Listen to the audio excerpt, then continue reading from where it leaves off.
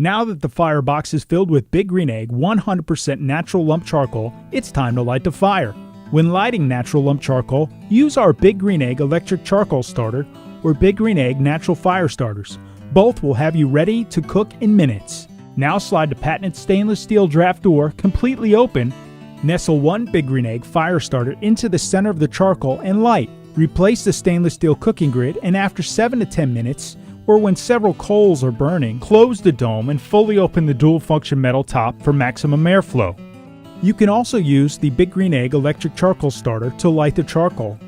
First bury the lighter into the charcoal, then plug it in. After approximately 7 minutes, you'll see the center of the charcoal with a red glow. Remove and unplug the lighter.